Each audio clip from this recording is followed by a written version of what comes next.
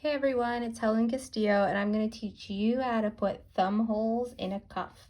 I have here a bamboo stretch French terry. So I'm going to make this cuff as if that is the right side with the terry loops. This is item number 320915 and it is in gray flint or gray silver.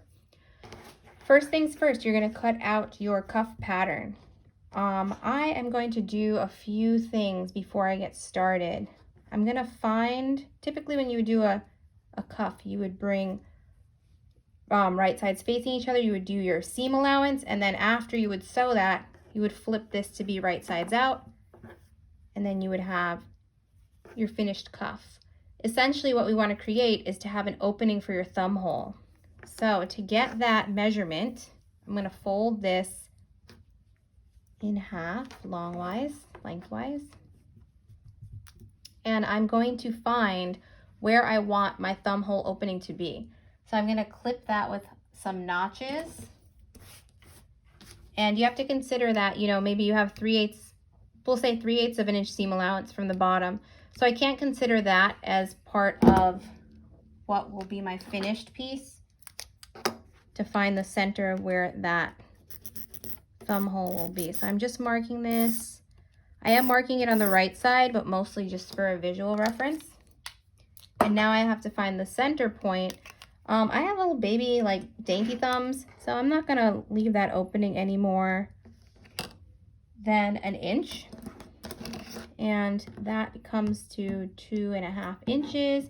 So if I divide that in half, it is 3/4. So 3/4 from the top and 3/4 from the opposite end. So that is going to represent my notches.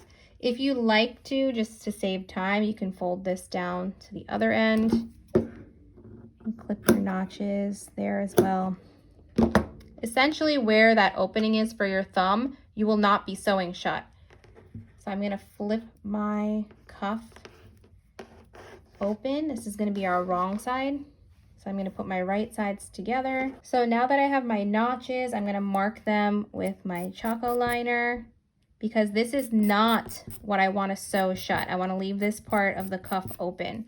So essentially what I need to do is I need to sew from my raw edge to the opening of my first thumb hole along the middle bit there. So my pencil mark with my infamous pink pencil is what we will be sewing. So I'm gonna run to the machine, I'm gonna sew that up, and then I will show you the next step. When you're sewing knit fabric, you definitely wanna have a ballpoint needle on your machine. You can already see my pencil mark indicates where my seam allowance will be, which is 3/8 of an inch. And when you're sewing knits too, you wanna give a little bit of a pull.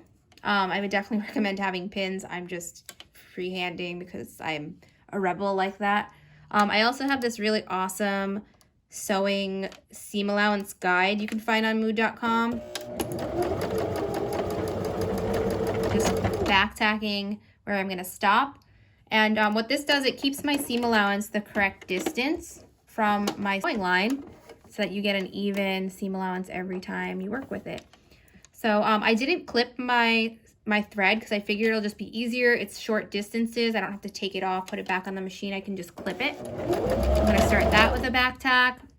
And I'm going to run to my pencil mark, back tack again, lift the needle. I'm giving it a little bit of a jiggle so I can get some extra thread and movement in my machine.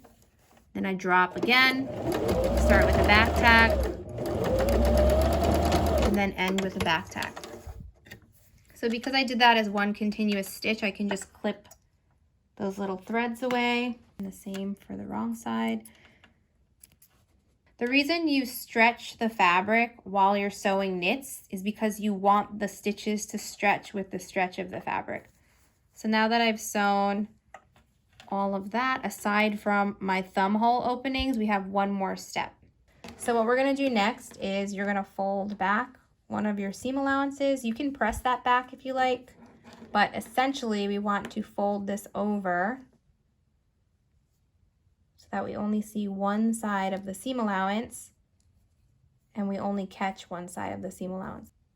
by folding it in half like this, it's going to keep the raw edges inside the wrong side of the cuff. So we're gonna run to the machine and do about 1/8 of an inch stitch on the seam allowance, just of where there is no stitching of that thumb opening. Now we're going to sew just on this edge of my seam allowance. So I'm gonna kind of push away that seam allowance that's on the inside.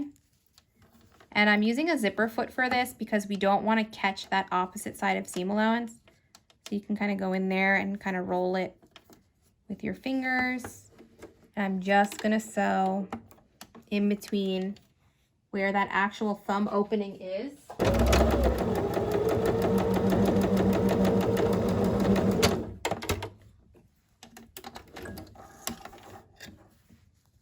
So I've got that little step there, and we have to flip this.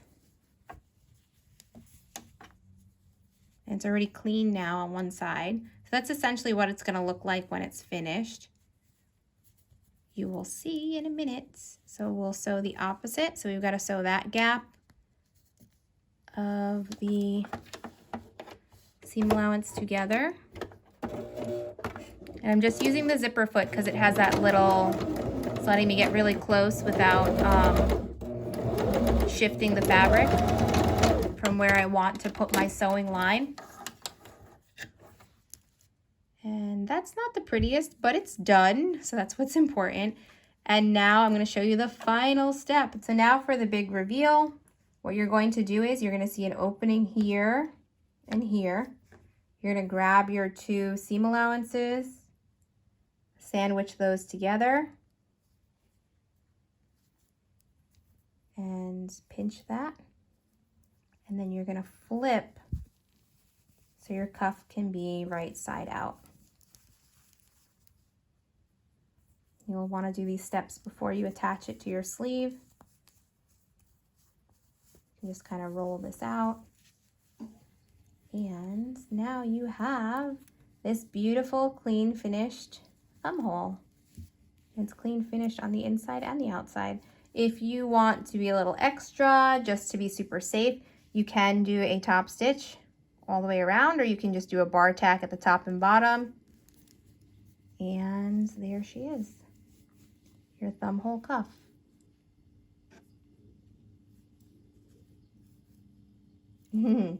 Pretty cute. It's good for like maybe making like a fingerless glove. Obviously you'll want to cut it a little bit longer, but this is a cute idea. It's just like on like a big baggy sweater, and you can have that thumb hole just for fun, and it'll always hide on the inside of your wrist. So no one will really see it unless you are putting it to use. So thumbs up. Hope this video helped.